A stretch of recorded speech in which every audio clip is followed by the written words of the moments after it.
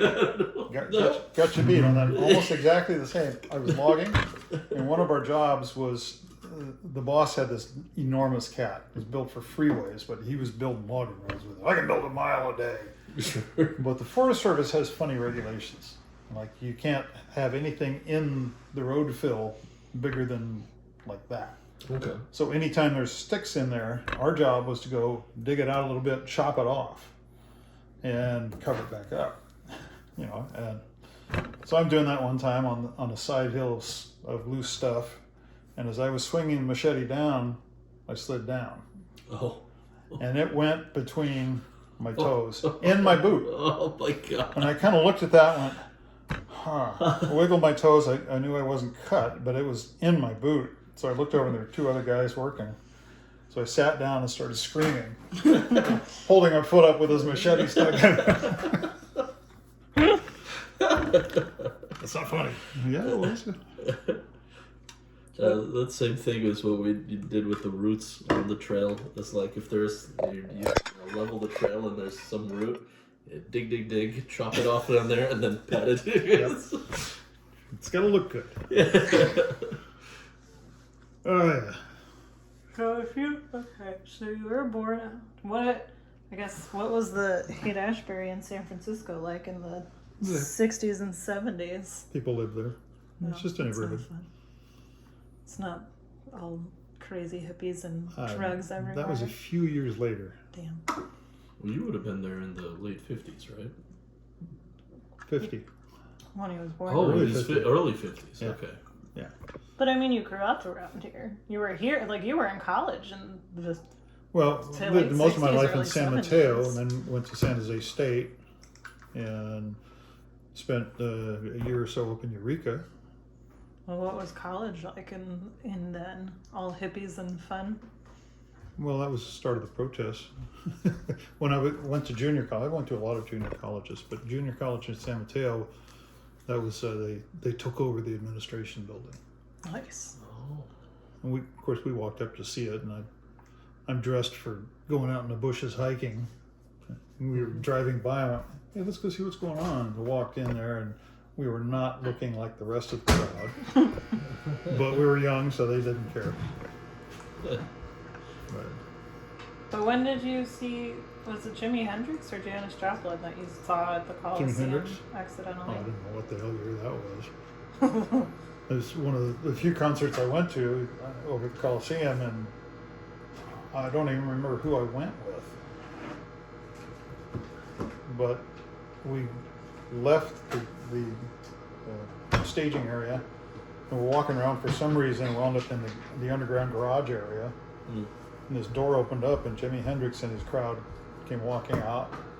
We were kind of looking at him like that, and he looked over and kept walking. Didn't quite ignore us, but you know. Yeah. Yeah. That's cool. Was Janis Joplin around like we think she is? I have no idea. I went to a few concerts up in San Francisco, but I couldn't do it because the big amps and vibration just made my body tense, and it's just not a good vibe if you're up there. Where did they hold the concerts back then in San Francisco? Winterland. Where's that in the state? Probably off the Embarcadero somewhere, I guess. Vaguely. Not sure where that was. So were you just at San Jose State for your last year? No. I went to junior college in San Mateo, dropped out. Dad talked me into going back to school, so I went to College of the Redwoods up in Eureka. Then I came back down to here and finished at San Jose State, so 2 years. Seems. What is a service fraternity? What's the difference between that and a fraternity? We don't live in a single house. Oh, that's it. But you're That's just. basically it. I mean, supposedly we do good projects for people, kind of thing. Do you remember where yours was? But was it close to campus? Because you guys had a It whole wasn't a house. apartment building, right? It wasn't a house, no. But you conveniently lived. When I moved there, we were right across from the dorms in this dumpy little 2-story thing. and then moved to 22nd Street, where 5 of us lived. That was a typical college house. I was in 22nd, I was 16. 16th Street. Yeah, we lived on 22nd Street after Oh. we got married. Here in San Jose. Oh yeah. Right next to the railroad tracks. Like right next to the Wasn't one of your college places next to the A&W or something? That was my first apartment. After my parents decided we're moving to Eureka, you want to come with us or stay here? I said, bye. So I found a place, and it had a balcony in the back that overlooked the A&W. So we could go out on the balcony and toss some money at the girls that were walking around there. They weren't on roller skates, but they had car hops, Oh, okay. Uh-huh. and they would toss us the bag back up. Nice. So when did you get? And the apartment was airline personnel turned out. Everybody worked for the airlines there except me. Oh. That's fun. So everybody was different all the time. They like to party on days off. Actually, that's what I've heard. A lot. When did the 5-gallon bucket drinks come in then? Or Oh, was that that was- in fourth? That was forestry. That was fog cutters. Do you still have that little recipe book somewhere? The recipe for fog cutters? Sure. But I mean the 5-gallon bucket version. No, it was just Damn. at the quantities. It's- the fog cutter was our drink of choice in the fraternity because we hung out. There's a bar called the Caravan right next to the old bus station. Real dive. And for some reason, the fraternity guys like to hang out there. And often the bartender was too drunk to do it, so we'd mix our own. And that's where we started drinking fog cutters. Then for forestry, at the end of the season, when it starts raining, they'd have a party in different places. And one time it was right in the basement of the station. It's just pouring rain outside. But we had 5-gallon buckets with dry ice in it of this rum mixture. And there was one guy that worked at the station there. We were both engineers. And he was drunk enough that he managed to, this is from Skyline. This is a bad road down to this little housing unit. And that was the party. So he was sober enough to get to the top of the hill. Uh-huh. And he lived just on the other side at another shack down there. But he was too drunk to realize that the road curved and he didn't. Oh, no. So he ran off the road. Oh, God. No problem. He walked back up the highway, walked down, it's only a mile or so down, opened the garage up, got a fire truck, the 4-wheel drive fire truck, drove back, pulled his car out, put the fire truck away, and we didn't know about it. Took him a couple of years before he told us that. Oh, that's fantastic. Yeah. Good job, Pete. What did you start as in CDF? Official title was student assistant. I was a PR guy. Hmm. I went in to interview for it. My professor, when I went into public relations, I was logging in the summertime. So I had long hair. I wore a Ben Davis shirt, bell-bottom Levi's, beard, and I kept that way.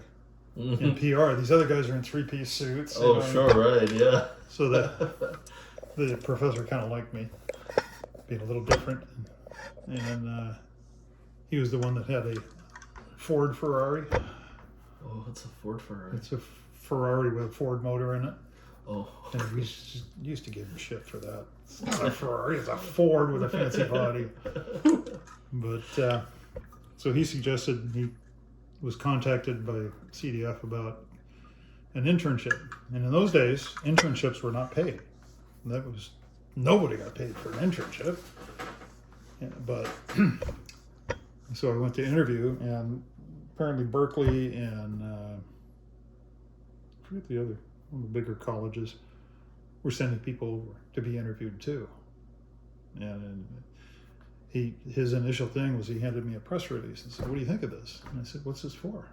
He said, "Well," I said, no, what's it for? What's your audience? What what are you trying to tell them? And they liked it enough that, are you available? Mhm. So I started, I think it was in April even, just on weekends.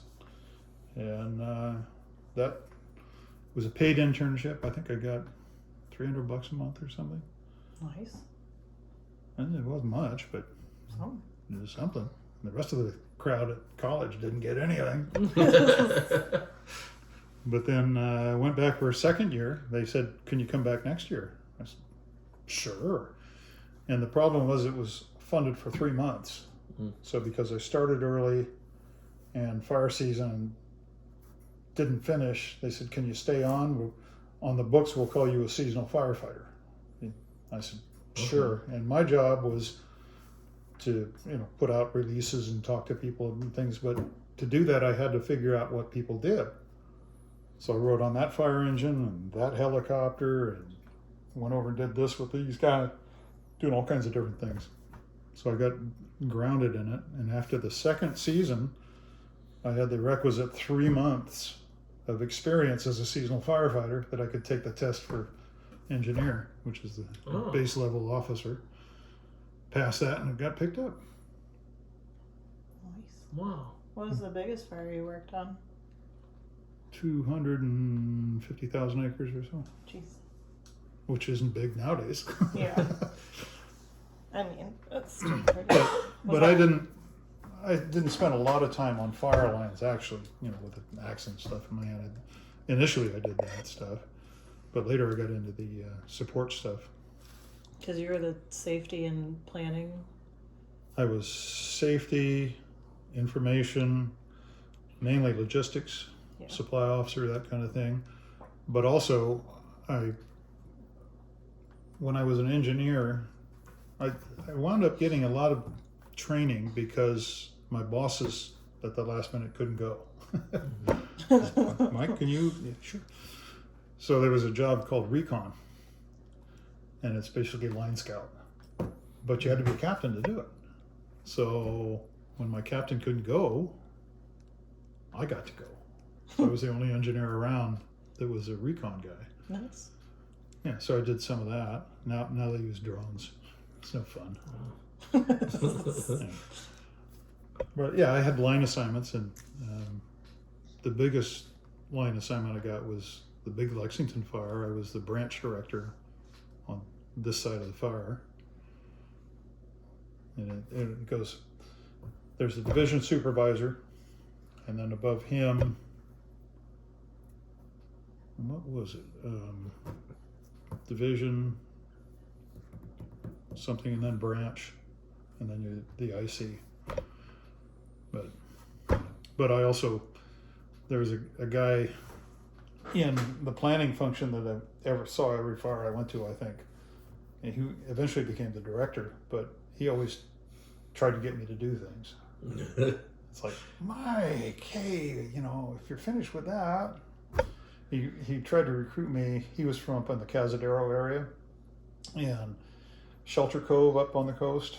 There's a housing development way out there, very ritzy. He tried to get me to take that station.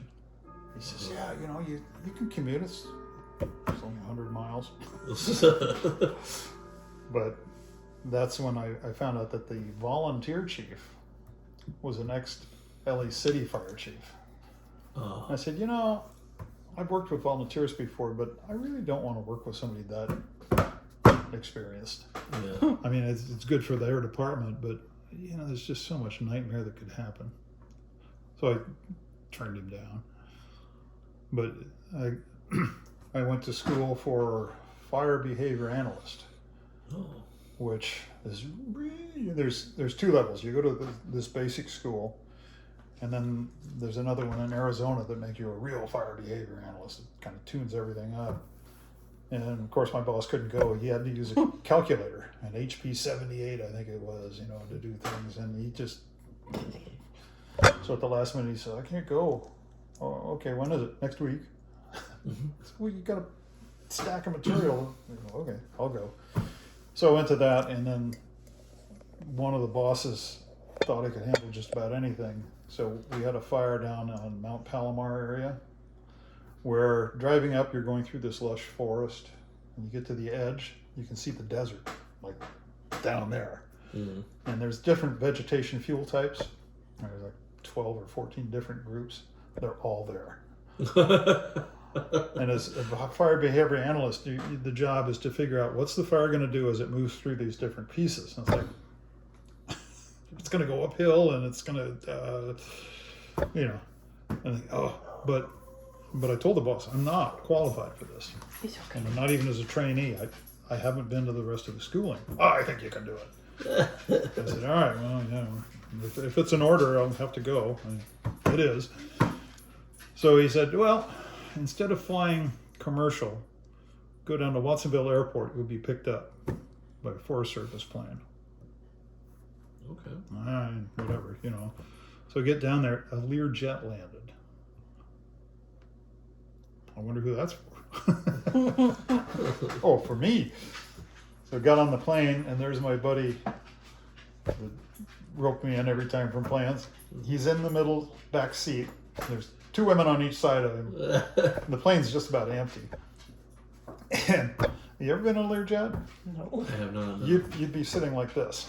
Oh, Because the cabin is... It's just short and small. Yeah, but he's in the middle seat, so he's got lots of headroom. But he laughed, and I said, Dell, I'm not qualified for this. And he says, you know why you got this job? I said, no. He says, well, they offered it to me first. And I said, no, but I know somebody. You son of a... And of course, we got to John Wayne Airport, and he took off in a car, and I was waiting. He says, yeah, you got a ride on the way. And the airport closed. In those days, it was not what it is now. It was a couple of houses, basically, and they closed down. The guy said, you going to be okay here? He says, oh, yeah, I'm sure they're on their way to get me. There's no restaurants or anything right there. So, but that was fun. That was lots of fun. Trying to think what was on my list. Oh yeah, you don't remember the moon landing, right? Because you were in the woods. I don't know. Was it? I don't know. I thought I saw it. It was in the 60s. 68, wasn't it? 9? Yeah, no, I wasn't working then. Yeah. How about? Do you remember was Beatlemania really a thing, or do you just? Oh yeah. Yeah, because I was a young teenager then, so. Yeah, all the women screaming. Sure. How about JFK assassination? I was in middle school. Yeah, and all these women are crying and weeping all over, and it's like, what? Yeah, I know they killed the president, but I'm sorry, I wasn't crying because somebody shot JFK. I wasn't happy that middle somebody school? shot the president, but it's not like the girls. I'm sorry, Susan, I wasn't as sensitive. Teenage boys, tend not to be. Look at her. She's going, you careless. I remember being annoyed that the teacher made us talk about 9/11. I wanted to play with my erasers because I was in 3rd grade. So, if you're a kid, it happens. I guess, here, Princess Diana, that was older. Do you remember that? Sure. The floozy. Not beloved. No, she was a poor young thing that got roped into a bad environment and did the best she could. Yeah. How about, I guess, so you weren't here for Loma Prieta, right? Were you already I was on at a work. fire? No, I was at Pescadero. And we sat there. They wouldn't let us go anywhere, of course. We waited and waited a couple of days, I think. They even brought a strike team from up north to help out, staged at Menorah Station, and then they went to help in Santa Cruz. And we were sitting there going, hey! And then they called up and I went over to Oakland was that the one? Yeah, I went as a facilities unit. I was in charge of setting up living quarters, food, all that stuff, coordinating it. And the first thing I was told to do is report to the Admiral's office. So I walked in, and he's glad to see you, Mike. You know, What's he talking about? The earthquake? Yeah. You were on the Bay Bridge, the safety officer. oh, was that it? Which? Oh, they opened a fire. Was the one? The other one? No, yeah, I was a. They called us in because You can scoot in there. No. Oakland had never dealt with a large incident like this, multi-agency and all that, and they had all kinds of problems. So they brought a bunch of us in just to help them set things up. And I went over as a safety officer. It turned out to be a heavy rescue safety officer, and the thing was that we had no authority. We were just advisors. So I actually have a picture, I think now, of this guy standing up on the, You found it? yeah, Nice. yeah. But my job was to make sure the contractors who were doing the job of cutting holes and things in the concrete did it safely. The CHP, who was in charge because it's a highway. Caltrans, because it's their highway, they thought they were in charge. And Oakland Fire had some people up there because, hey, this is our territory. And my job was to get all these guys to be safe by making suggestions. That sounds like an impossible job. It was interesting. Yeah. But yeah, one of the guys took a picture of me standing up there, and it made the front page of our CDF newsletter.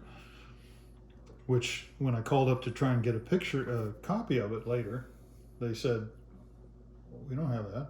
We don't have well, it turns out they do have archives after all." So Nice. not long ago, I got a copy of it. You'll have to send it to me so I have it. It's not very descriptive, but That's fine. it's just a little figure out there. That counts. What other events? Or things? Well, the Oakland Fire. Oh yeah, I went the over. digging. That's the one I went for facilities into the Admiral's office, and he pointed to this guy in the office with him and says, "This is Chief Petty Officer so and so. He's going to be your man. Anything you want, you talk to him, and if anybody gives you any guff, I'll handle it." And the Chief Petty Officer he was ecstatic. I got on the phone one time and was talking to somebody, and I said, no, I'm just a fire captain. And it grabbed the phone away from me and said, "Don't you ever say that."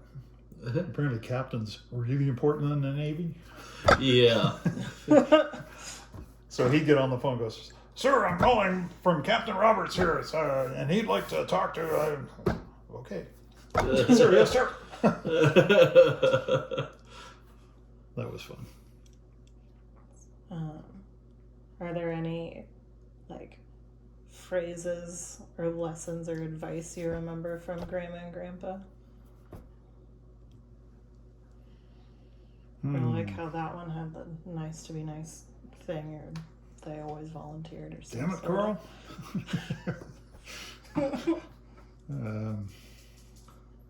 No, I don't think. None on either side, no. Yeah. Were you born in? Wait, were you born in a Eichler house or no? No. You just lived in one later. Yeah, later. We grew up, most of my life I was in an Eichler home in San Mateo. Surrounded by big fields. Was Jed your first dog on your own, or did you have other ones before? Jed, the Wonder Dog? No, he was the first one. He was supposed to be a Newfoundland.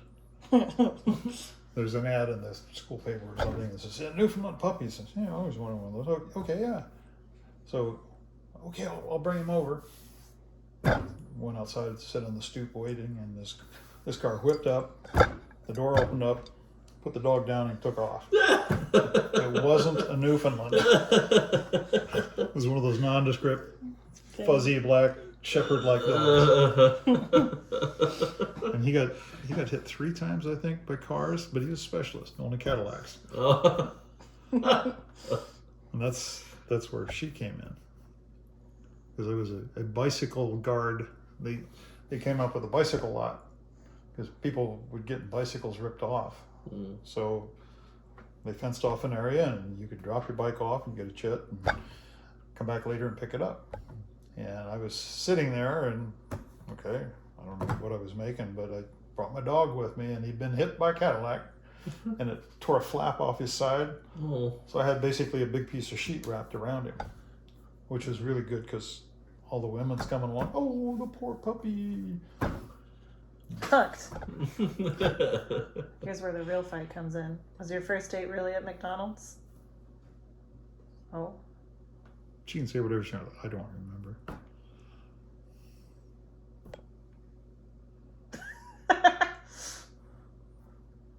So focused. Oh, we have not. Buying tickets. Oh, so I sorry. need to- Do you remember how you proposed?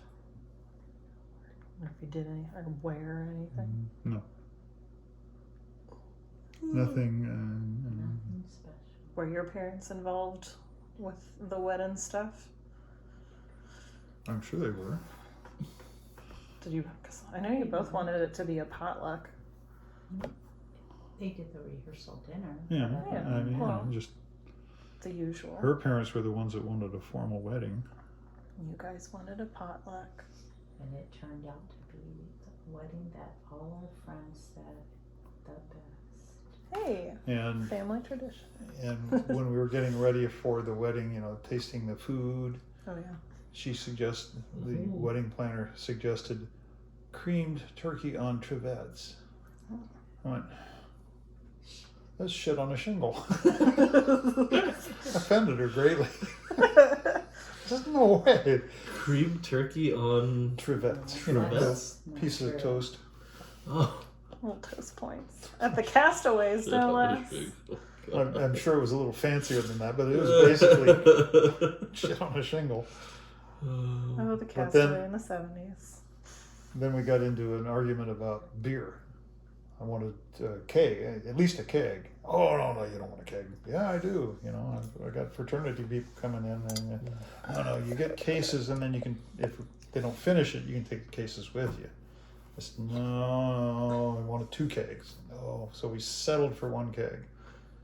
And we went through the wedding, and then of course there's pictures afterwards, and by the time I got there, I had 1 beer out of that keg. It was gone.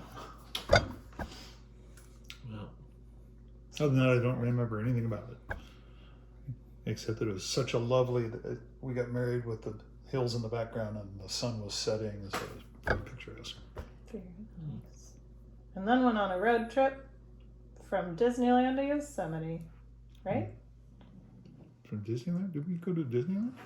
Didn't you eat at the Blue Bayou? Yes, yes, we did. Okay. I'm sure I enjoyed it. Oh God, my back.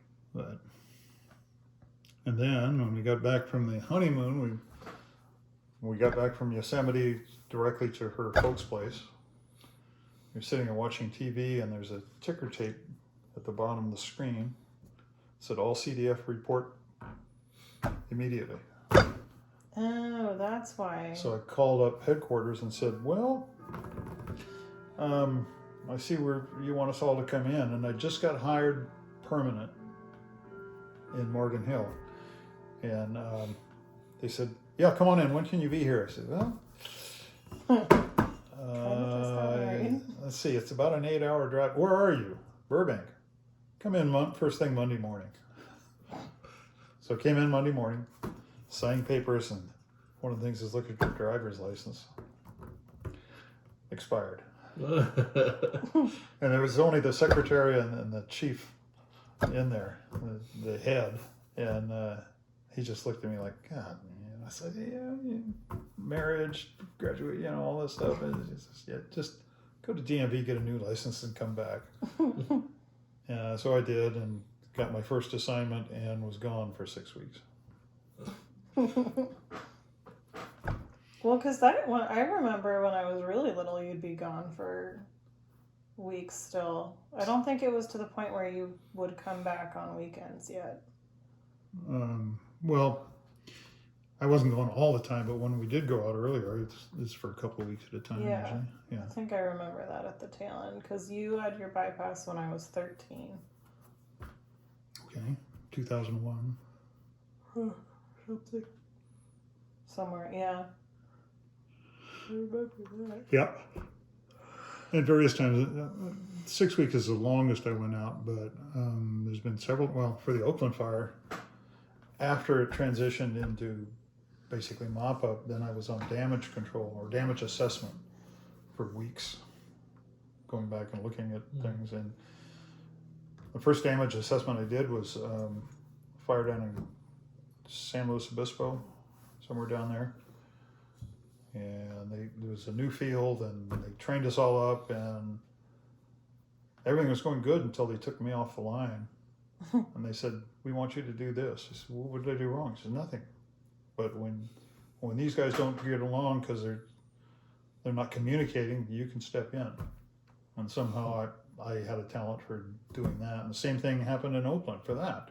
We had the guy in charge was just a brainiac. I mean, he's just an IQ up.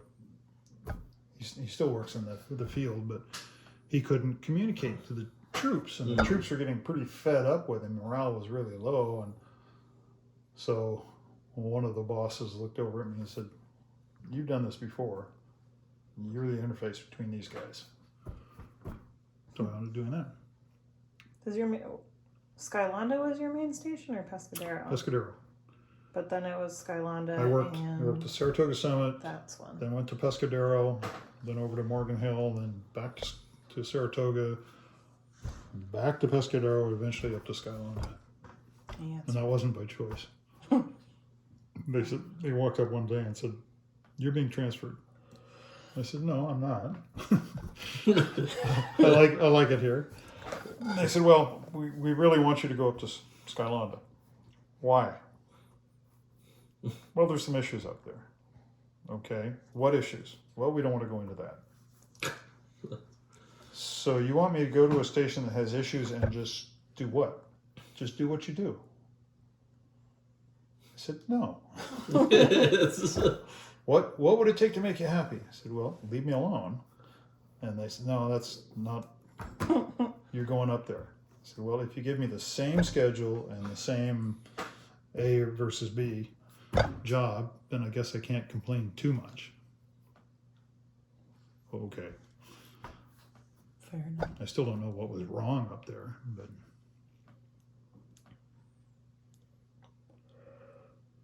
I did get transferred once involuntarily, and I should have fought it, but I didn't. We had a paramedic, and at the time they didn't hire enough. It was hard to get one on, so these poor paramedics were staying on for days and days over time.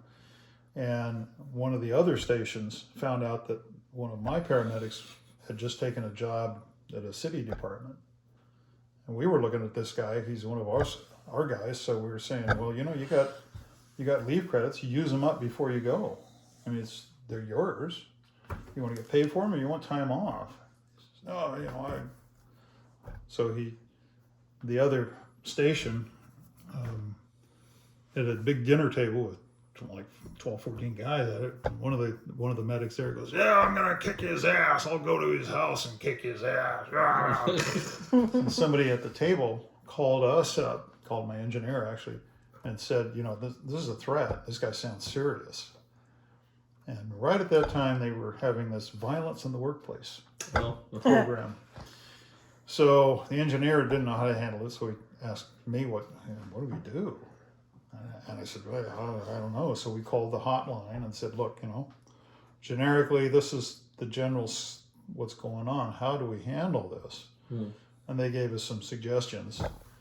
And then I don't know how management found out that we were talking about how to deal with this thing, but they said, "What happened?" I said, "Well, this guy said that, and somebody told us about it, so we're trying to figure out how to protect our guy here." Well, they accused us of making the whole thing up.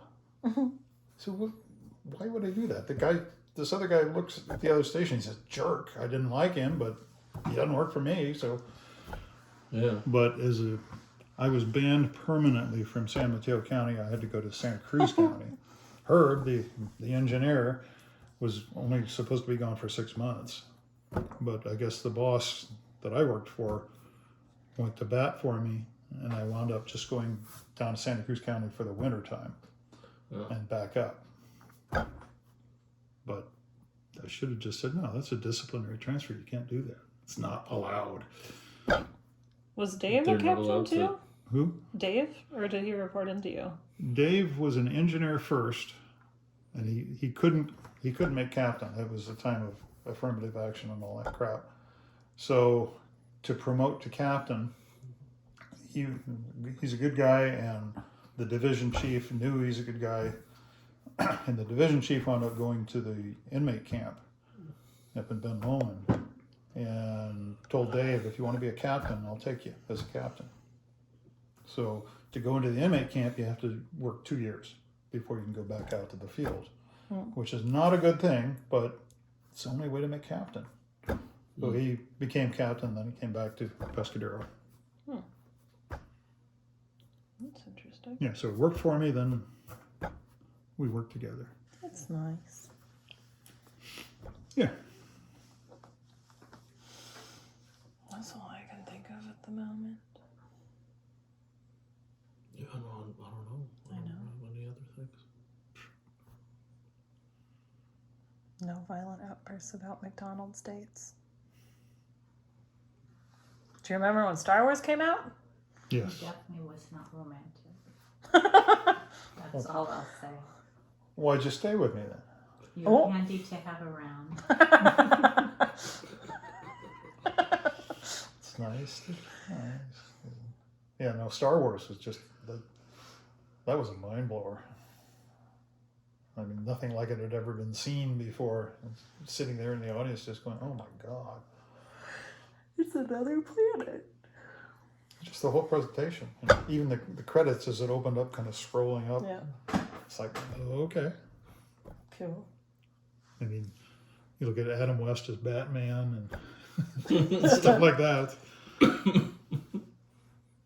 Done? Oh my god, my laundry. Well, fun. Tickets.